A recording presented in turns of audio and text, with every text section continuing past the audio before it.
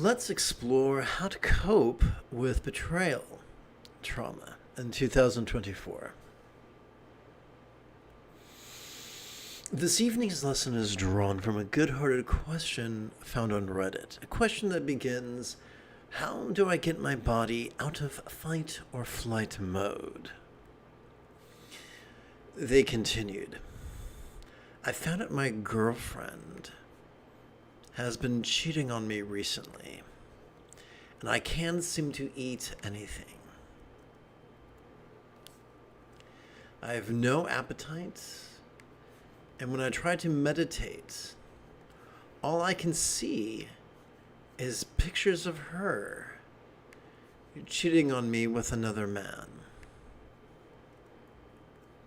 I guess the reason I can't eat is because I'm in fight or flight mode right now. How can I calm down? Good evening, Kevin. So, getting back to the person who asked this important question. Not everyone who offers advice is competent to counsel, and there will be some people, some that are cruel and some that are just ignorant, who will tell you to suck it up. There are people who will mock you, who will say, ugh, you're just being naive, ugh, you're just being prideful, thinking that, expecting people not to betray you. When we look at the billions of humans on the planet, the numbers of people being betrayed at this moment is staggering. And yet, when we are the one betrayed, it feels like we're the only one. Ever. It is a feeling of complete isolation and of literal shell shock. There have been some wonderful cinematic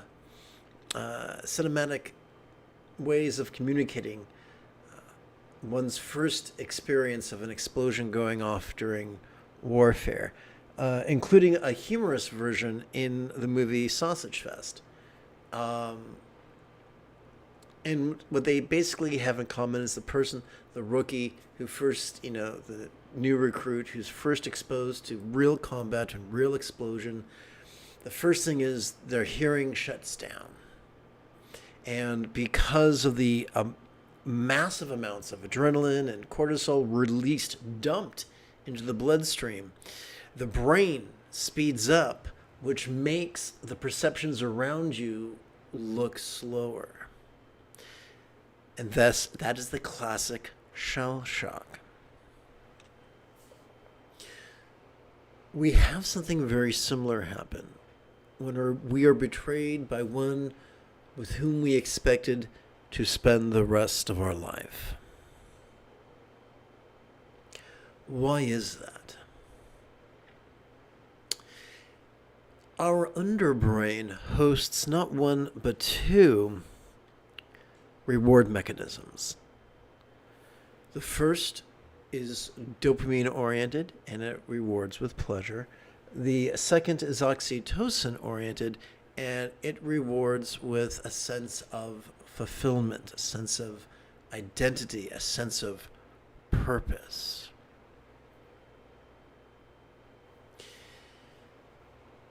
We have evolved in such a way that we value our intimacies as if losing them was on par with losing our life. What could be the evolutionary advantage of that? Well, consider this. Let's talk pragmatism. As a species, we are not fleet of foot nor strong of limb. We are not sharp of claw, nor long of fang. And yet we are all over the planet. How did that happen? Basically, two reasons. Our big old brain and our penchant for cooperation. We are literally wired to cooperate, as a failure to do so would mean our death. For the majority of the last 300,000 years, that has been the case. And because nature is lazy and tends to cut and paste, that is found in many other mammalian species as well, including the great cats of the Serengeti. When a lioness loses her mate, she knows that if she doesn't bond with, if a lioness loses her pride, they all die. She needs to bond quickly with another pride or she will perish.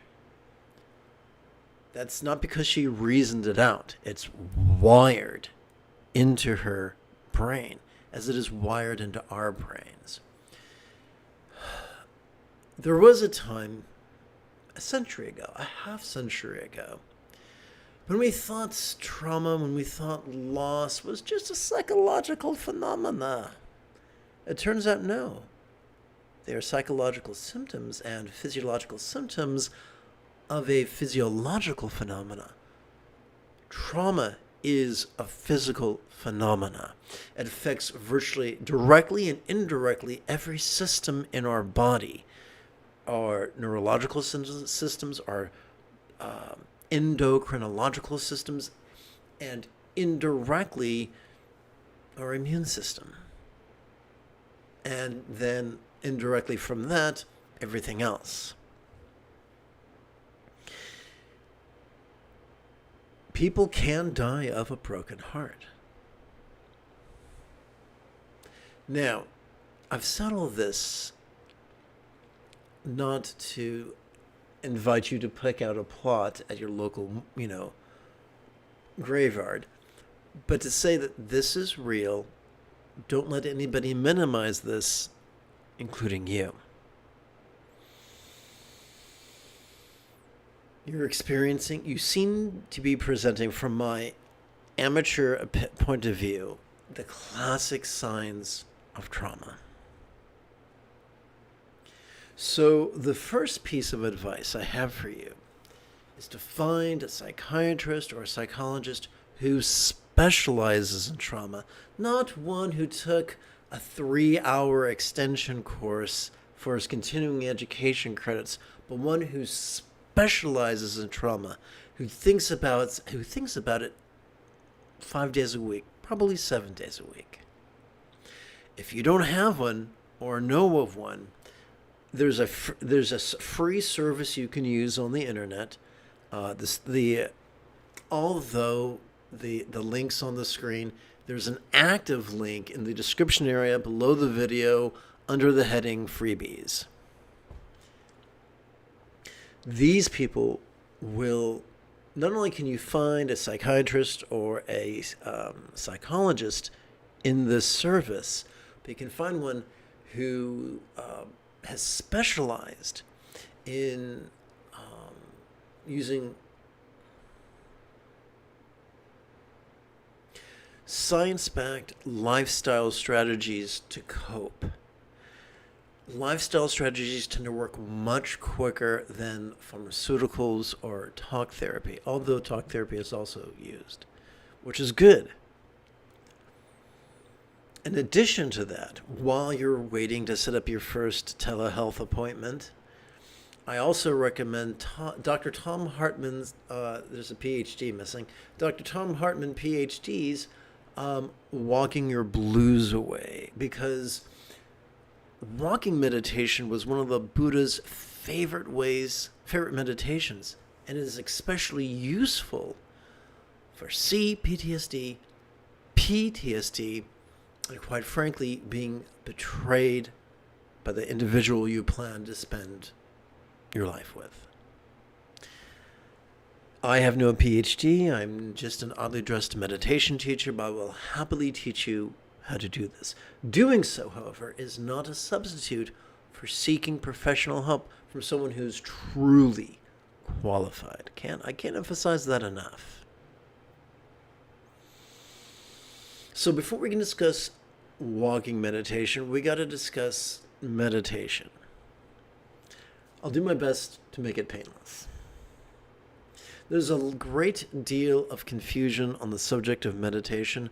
I found the easiest way to cut through that meditation is by looking at it through the lens of neuroscience. This is an artist's simplified depiction of the side view of a human brain. This is the front, this is the back. You probably already know that. Forgive me if I've insulted your intelligence. So Sturgeon's law reminds us that 90% of everything sucks, but not in the fun, tingly way.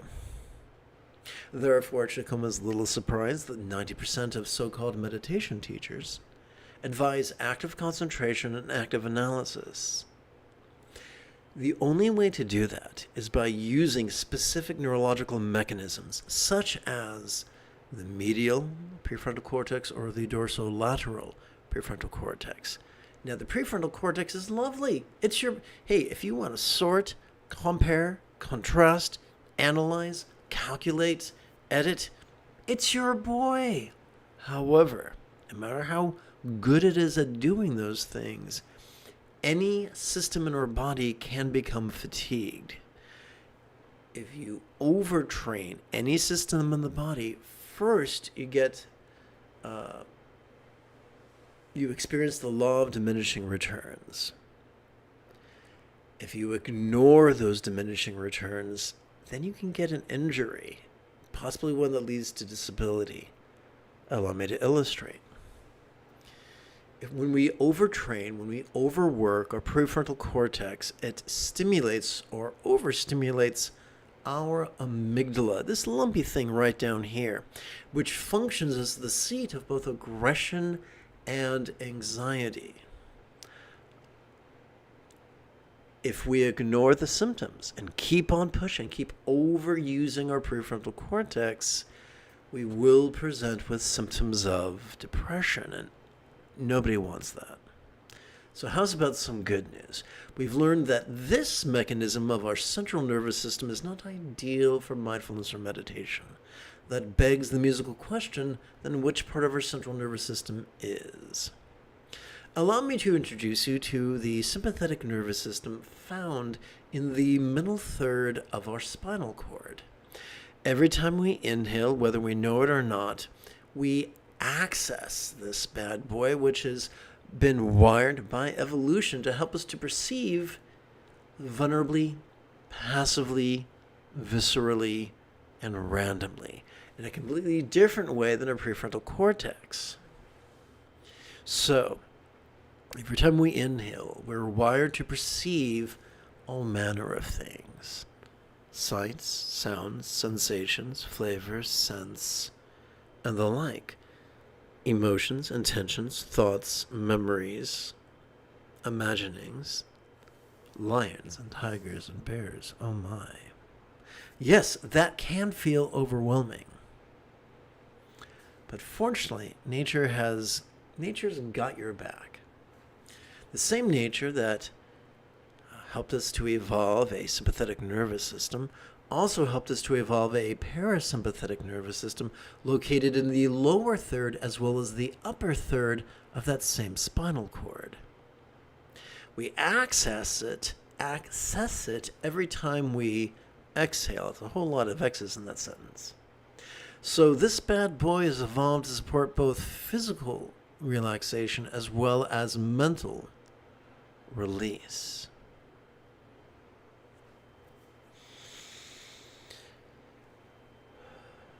So here's how it works.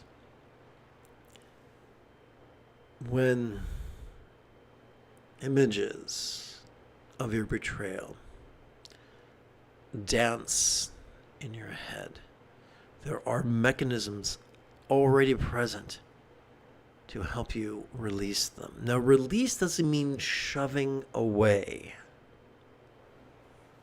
We're not talking yang, we're talking yin. We're not talking active, we're talking passive.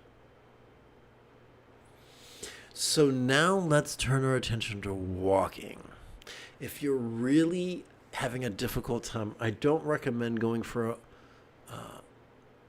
walking in one direction for 20 minutes and then coming back. If you're really discombobulated, then just walk around your block, because you just can't get lost on your own block. I know. I've tried. It doesn't work. So there you are. You're walking around your block. You are walking briskly, swinging your legs, swinging your arms. Doing that helps. It creates almost an electrical massage of our hippocampus. It should be right here. It's not really found on this drawing. If I was a better teacher, I would have prepared a picture of one. I didn't. I apologize. But it's right around here. And it basically acts as the doorman at a dance club. Only instead of a dance club, it's your long-term memory. Any mental experience in the past, even if it's 5 minutes or 5 days or 5 weeks in the past, if it's experienced in the present moment, that's trauma. If it's experienced as a memory, viscerally as a memory, it's much more palatable. We cannot will our hippocampus to accept a traumatic experience. We cannot believe or reason or argue with our hippocampus to get it to accept it. It's kind of like that. If you're as geeky as me, remember the first Terminator movie when the guy from the future gives that wonderful monologue about the Terminator, and I have forgotten most of it, and I can only paraphrase part of it, but basically, you cannot reason with it. It has no sympathy, and it will not stop. Same thing with our hippocampus. It's like, if for some reason you're in line to go to a dance club, and for some reason the doorman doesn't like you, you're not getting in. No matter how many C notes you hand that guy, it ain't happening. So, brisk walking meditation, while allowing our mind to do what it do, to recall what it recalls, or to fantasize whatever nightmares it does, while walking briskly, helps our hippocampus to accept it. It's like when your cat is sick and the vet gives you a pill to put down its throat, and you use that little thingy that shoots the pill down its throat, and you close its mouth and you massage the throat, and that's pretty barbaric if you ask me. There's got to be a better way, but that's basically what you're doing with the hippocampus. Now I'm going to show you a pro tip, if that's okay.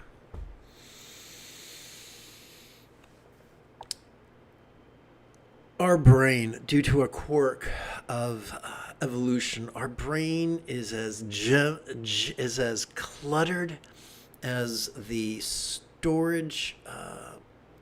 What do you call it? The storage area. As the storage area of a hoarder. So it's kind of disorganized and klutzy. It's kind of like Urkel, clever, good-hearted, klutzy. But there's a hack.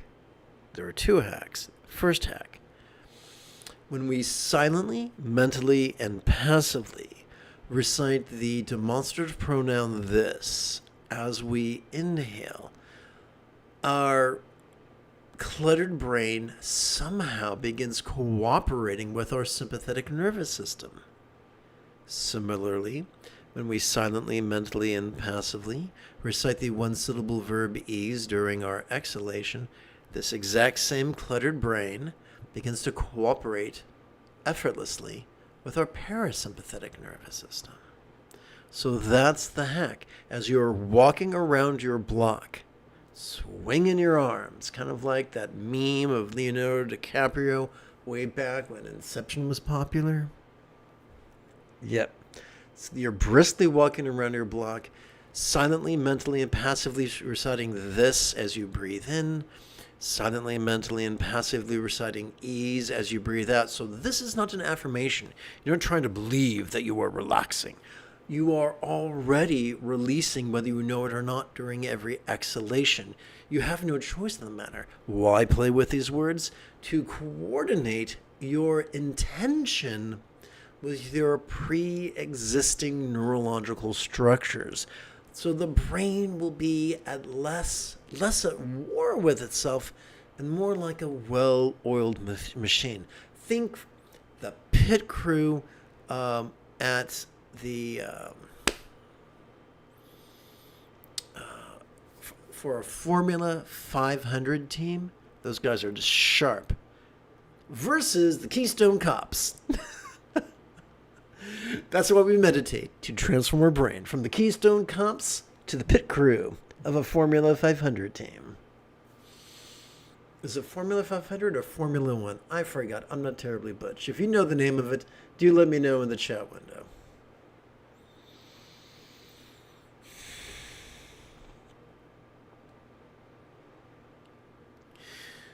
So, even though my advice to you is walking meditation, and I suppose if I was super awesome, I would have done this whole thing on my smartphone and then gone for a walk with you around the block. But that's above my pay grade, and I don't know how to do that with all these visual aids and whatnot. So instead, what I'd like to do is do some sitting meditation with you. After approximately 30 seconds of housekeeping. This is Lama Jigme Gyatso of the Buddha Joy Meditation School. For more than 30 years, I spent about 8 hours a day, almost every day, studying, practicing, mastering, and reverse engineering the teachings and techniques of each sect of Buddhism so that you would not have to. Welcome, my friends, to Meditate Like a Jedi, which is made possible due to the generosity of viewers just like you. So tonight, I thought it could be great fun if together as a team we played with Dojim Lingpa's Easy Tantra, also known as Tesar Ngondra. It was translated from Tibetan into English under the supervision of the late Chagdud Tulku. It's been adapted and amplified by this MOOC right here. And yeah, that's fine. So let's just move forward.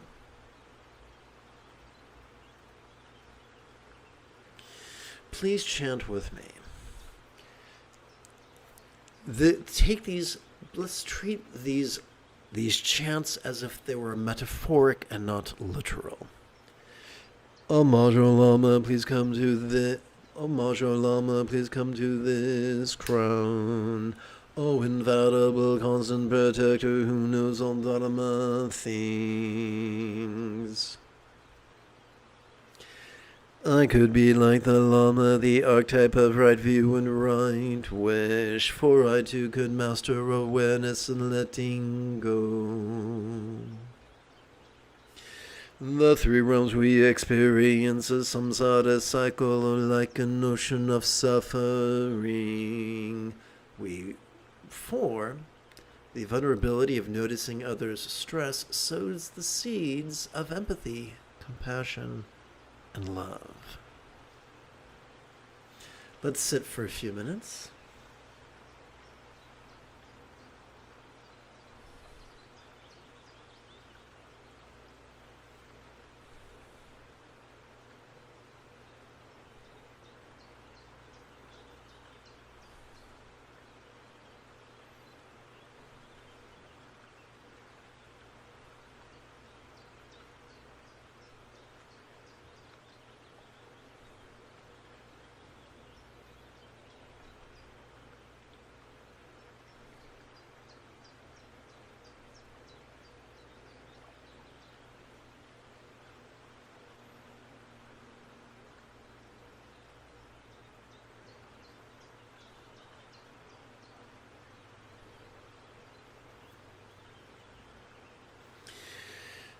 Centered spontaneity is the key to making the most of our precious meditation opportunities. It is extremely difficult to find such freedom and opportunities as we have.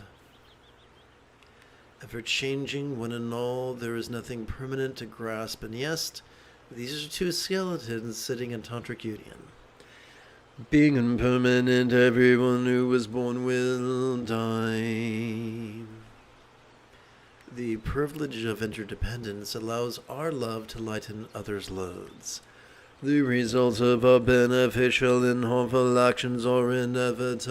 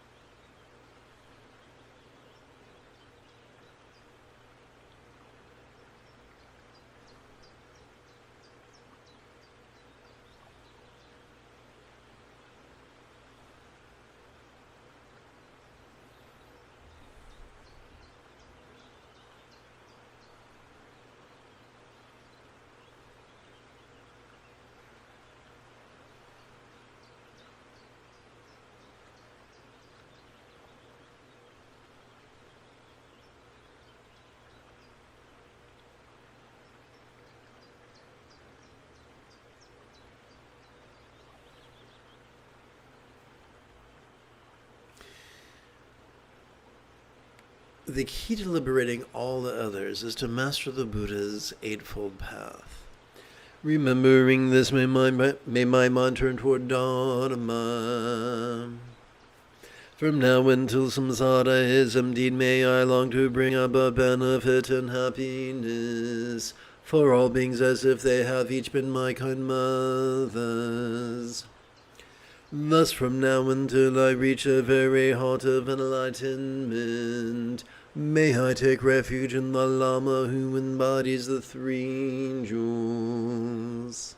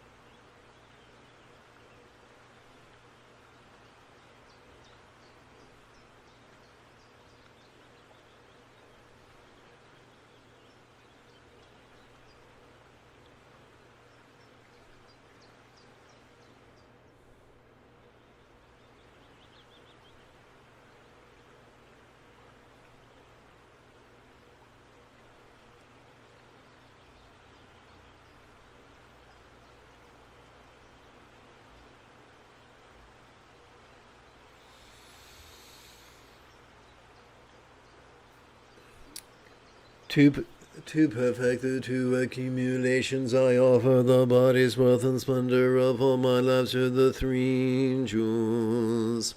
To perfect the two accumulations, I offer the body's wealth and splendor of all my lives to the three jewels.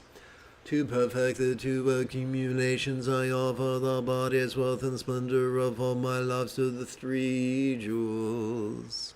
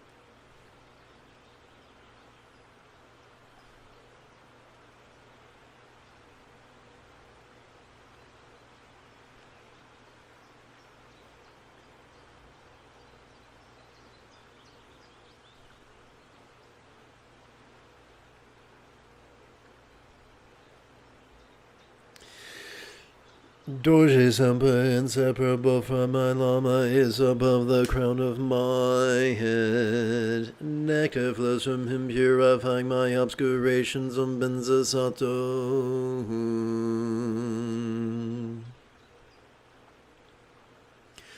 Dorje Sampa, inseparable from my Lama, is above the crown of my head. Nectar flows from him, purifying my obscurations. Benza Sato. Dorje Sampa, inseparable from my Lama, is above the crown of my head. Nectar flows from him, purifying my obscurations. Benza Sato. Aha.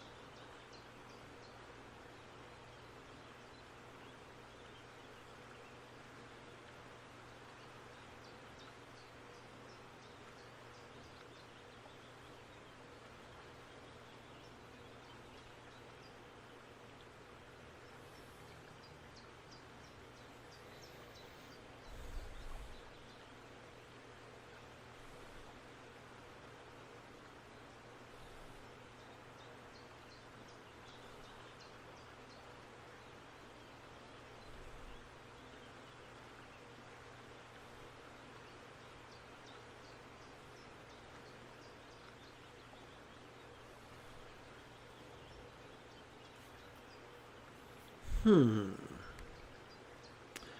see if I can't make this work a little bit better. Dissolving into light, I'm in mind, father and mother, blend with my heart and experience of oneness.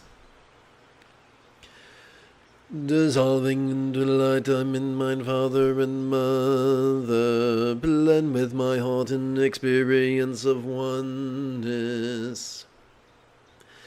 Dissolving into light, I'm in mind, father and mother, blend with my heart and experience of oneness.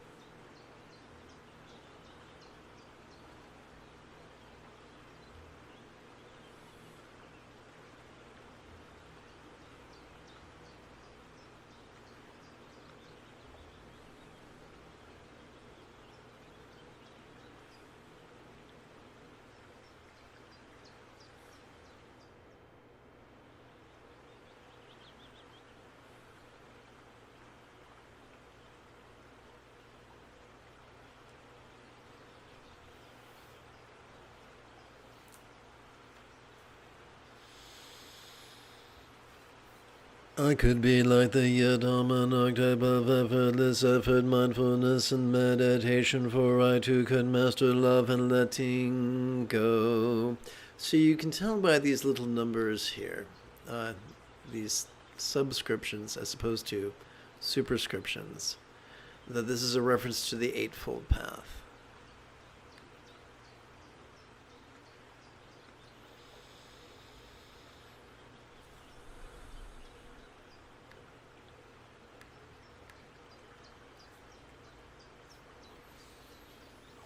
So we come now to Love and Letting Go's Mahayoga Tantra mantra meditation, where we practice Tokal's leap over mental competition.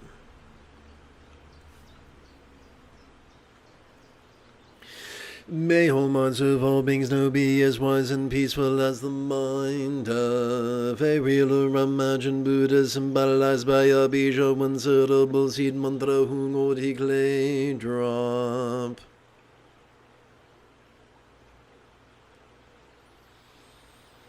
So I'm going to do a quick edit just to make, because that's just makes life a little easier.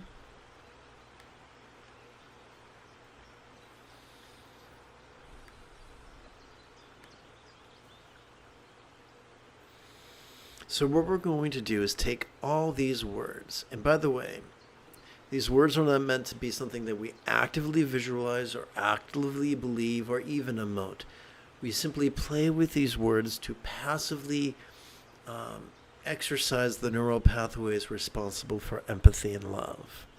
So we take all these words and we compress them down into just 6 syllables that we divide between our inhalation and our exhalation.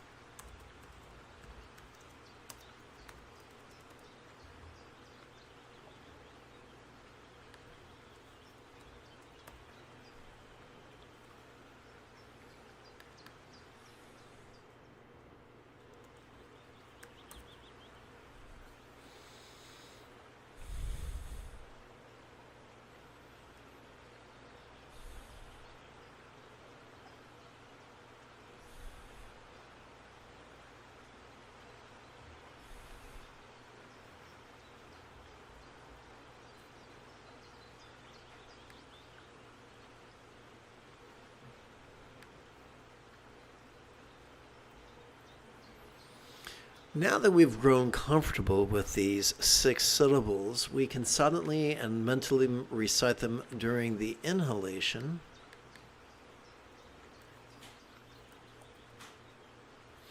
During the exhalation, we can physically relax as best we can while striving to chant these 6 syllables 8 times per breath.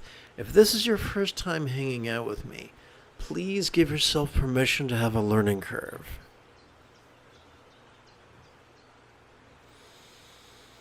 Om Menzazatuhung, Om Menzazatuhung, Om Menzazatuhung, Om Menzazatuhung, Om Menzazatuhung, Om Menzazatuhung, Om Menzazatuhung, Om Menzazatuhung. So remember Sturgeon's law that 90% of everything sucks, but not in the fun, tingly way. Therefore, it should come as little surprise that 90% of meditation teachers think it's wonderful to be rigid, fearful, controlling, elitist, cryptic, competitive, and cruel, and they'd make things needlessly difficult. The minority of meditation teachers value being flexible, loving, laid back, egalitarian, lucid, cooperative, and kind. And they make their exercises just as easy and gentle as possible. And the great irony is that the latter are far more transformative than the former. Om Menzazatuhung, Om Menzazatuhung, Om Menzazatuhung, Om Menzazatuhung, Om Menzazatuhung, Om Menzazatuhung, Om Menzazatuhung, Om Menzazatuhung, Om Menzazatuhung, Om Menzazatuhung, Om Menzazatuhung, Satuhung, Om Benza Satuhung, Om Benza Satuhung, Om Benza Satuhung, Om Benza Satuhung, Om Benza Satuhung, Om Benza Satuhung, Om Benza Satuhung, Om Benza Satuhung, Om Benza Satuhung, Om Benza Satuhung, Om Benza Satuhung, Om Benza Satuhung, Om Benza Satuhung. Now let's rest the mind. Whoops, I think I forgot something. Let's see if I can't fix that bad boy. Go over here.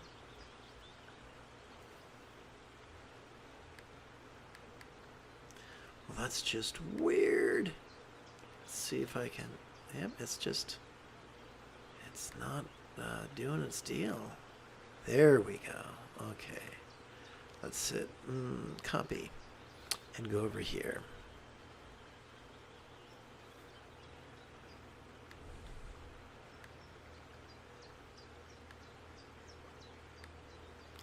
So if you've just joined in,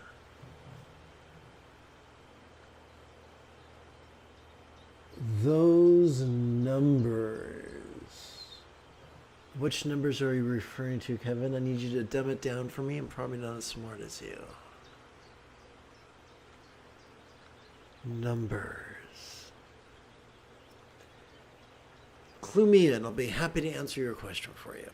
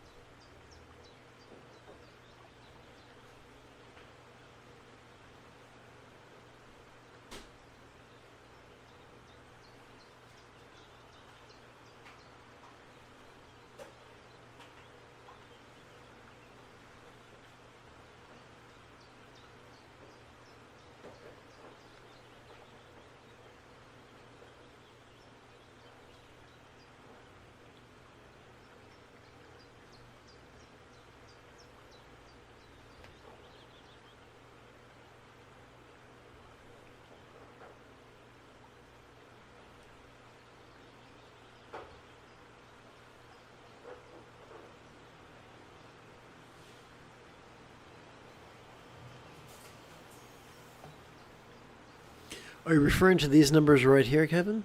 Let's see, are they even on the display? No, they're not.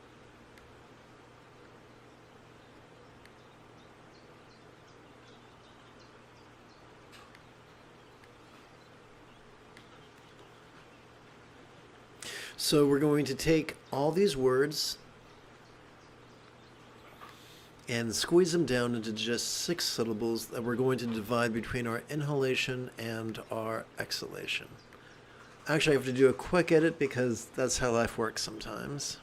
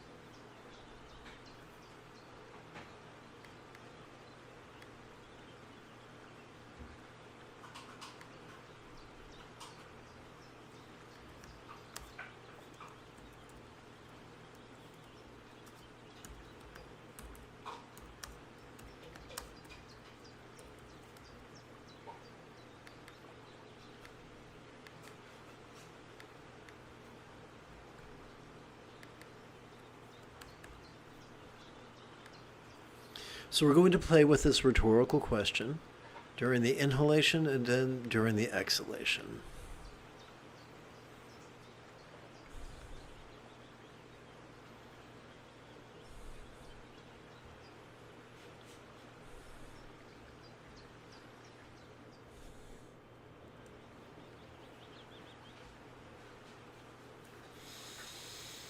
Om benzazadohum benzazadohum Om benzazadohum benzazadohum Om benzazadohum benzazadohum Om benzazadohum benzazadohum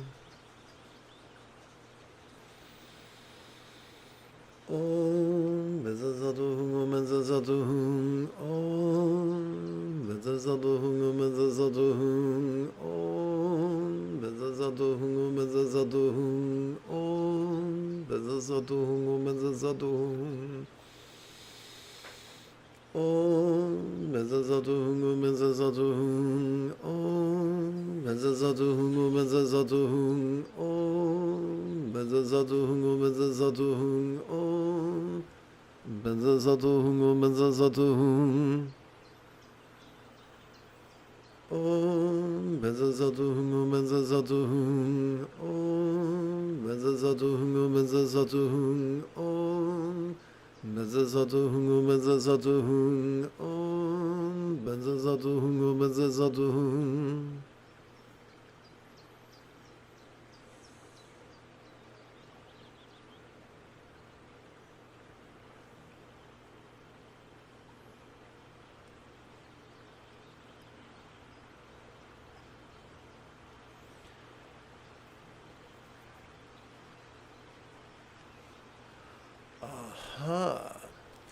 Well, there you go. One moment, if you please.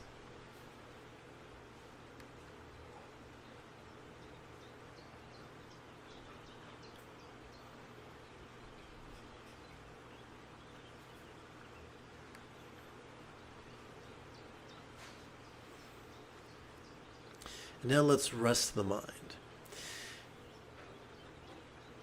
As we silently, mentally, and passively recite the demonstrative pronoun this during our inhalation, we could vulnerably, passively, viscerally, and randomly watch the antics of mind as it perceives, emotes, intends, reasons, recalls, and imagines. As we silently, mentally, and passively recite the one-syllable verb ease during our exhalation, we could find ourselves relaxing into mind's non-graspable nature.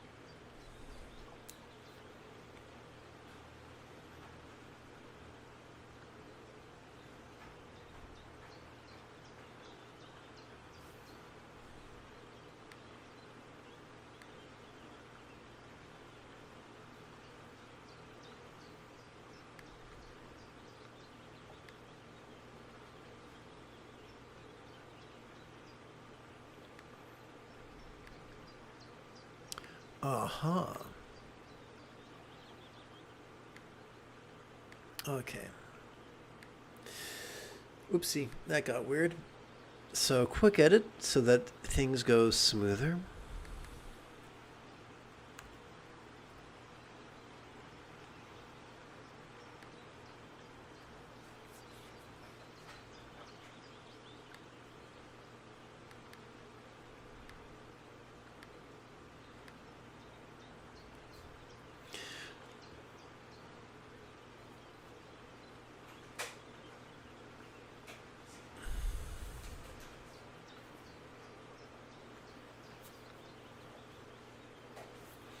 Quick edit. Sorry about that, guys.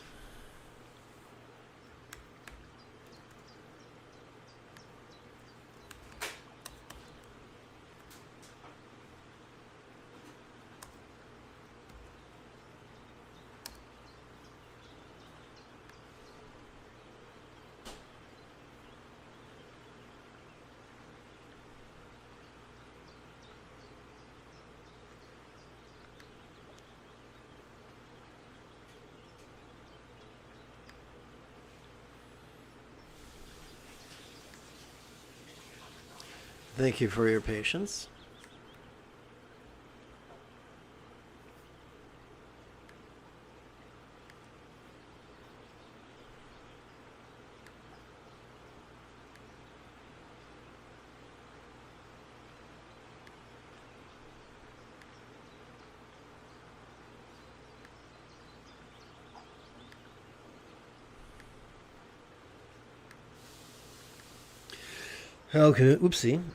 How could all resounding interpersonal speech be as impermanent and interdependent as if they could blissfully melt into rainbow light that could absorb into this mind?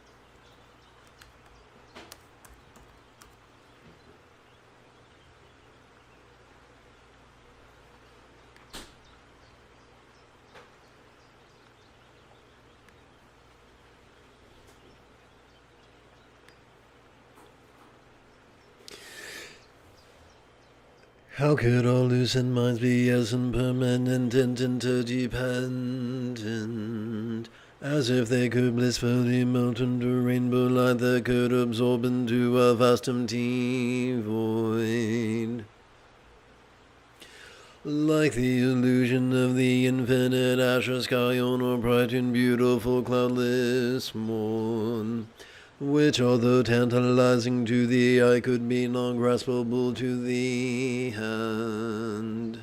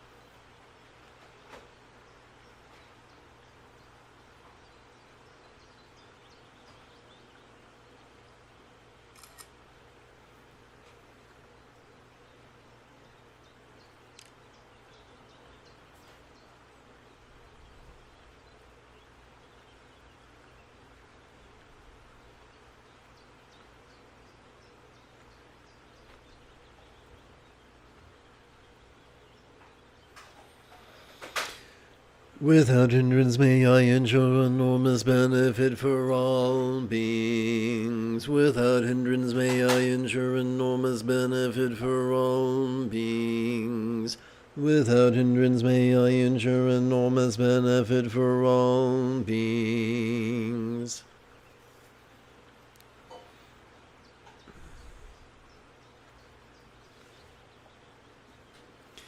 May all lots of all beings appearing in void no be as safely fortunate as a pure land of law represented in Buddhist paintings. May all minds of all beings lucid yet void no be as peacefully enlightened as a Buddha's mind symbolized by a one-syllable bija. May all speech of all beings resounding yet void no be as joyfully loving as a Buddhist speech symbolized by mantra. May all forms of all beings sensual yet void no be as beautifully healthy as a Yadam type depicted in Buddhist statuary.